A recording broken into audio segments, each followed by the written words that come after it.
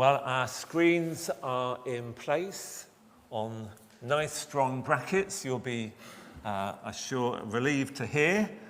Thank you, Simon, for all your work on that, and Tim too.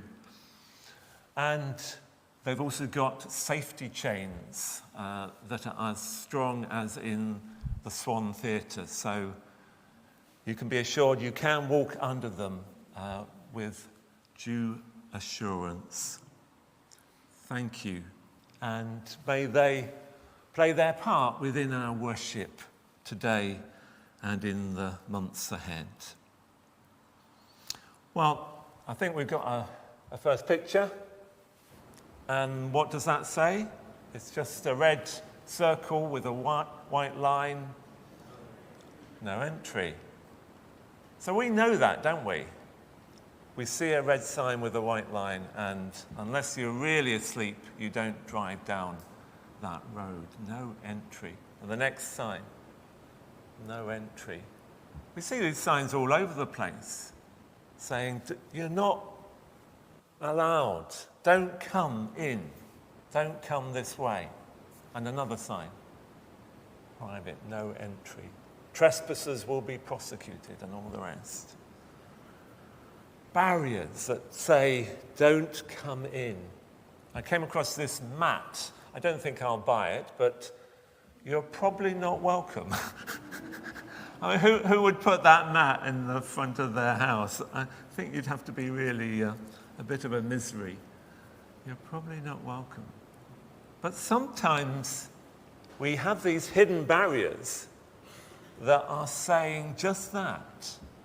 You're probably not going to fit in here. You're probably not welcome. You're probably not going to be part of this group. Don't come in. No entry. Go away. The next sign.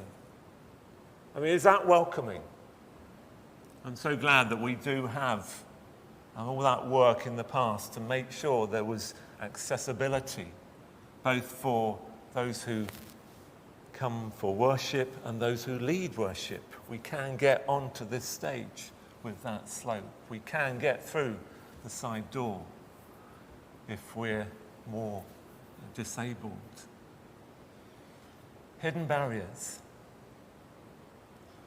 Next week is going to be Sight Loss Sunday, and this is just a reminder of the effect on sight. Every 6 minutes, someone in the UK starts to lose their sight.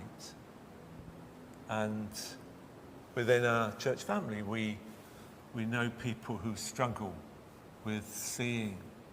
And it does remind us that if we're using screens like this, we do have to also describe what is up there. A man who has really helped me is David Reynolds from Corzen Church. This is taken a while ago when he had the dog Max. Max is now retired, but David and Rosemary continue to manage amazingly, and David contributes so much to the life and the worship over in Corzen. Without sight from birth, reminding us that we need to be sight loss friendly churches. He encouraged us to sign up to this process, because the thing is that it's not just about being aware of those disabilities, but being inclusive. Too often we can patronize. David does not like being helped too much. He can manage. It's working out the right actions to support and to welcome and to encourage and to include. And the next slide. Of course, we're glad of the loop system and the microphone for those who struggle with their hearing, a hidden disability that can be so devastating as it deteriorates, as it becomes a real problem for many, many people. The next slide just reminds it. Oh, I think one disappeared. But yeah, sign language can help many people in that situation. It was great at the theatre trip that a number of you came on Thursday, that there was a signer who was really into this musical. It was a chorus line, a really lively show, and there was a signer singing along and signing it all the way. That was part of the entertainment as well for many of us, even though we didn't know what the signs were about. What might this sign be? Oh, sorry, that way.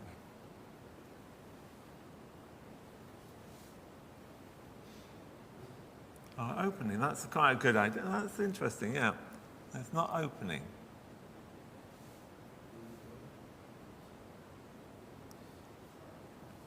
There's plenty of them around you. There's not a window, not a door. The other one, you look to the windows, you look to the door. What's the other thing that's all around us? Lights? No, we've had window, and it's not a window. So windows you can see through, doors you can come through, but this is a wall. Yes. The next slide.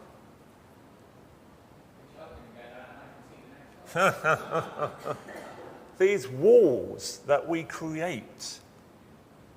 There's a lovely hymn about the walls that have been created in society, in our world. And some of those are physical walls that separate people. But many of them are walls in people's minds, that us and them. And there's the red figure on the wrong side of the wall, being excluded. Are we truly welcoming of all? Are we willing to break down the barriers? Well, the next slide. Yeah. So often it's a kind of stop. I don't want you any closer. Stop. Keep away. I'm not interested. The barriers that we create, and perhaps the barriers in our minds that separate people, the walls in our hearts.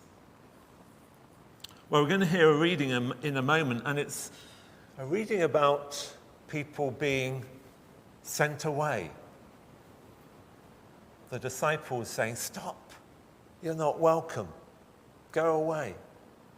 Can you guess who they are? The people who are not welcomed by Jesus' disciples? The children, yes. The children. So they're the disciples on the left saying, "No, hands up, go away." There's the mothers and children. The mothers and children who, in that society, in that time, really did not count. It was an adult, male world, dominated world. And the disciples assume that Jesus is not going to be interested in children, not going to be interested in the mothers bringing their infants for a blessing. Go away. And the next slide is, that's probably Peter, I would think, saying, go away, go away. And then, of course, the children are sad. And the next slide is Jesus rebuking his disciples, telling them about the wall in their minds, and saying, "To such as these belongs the kingdom of God."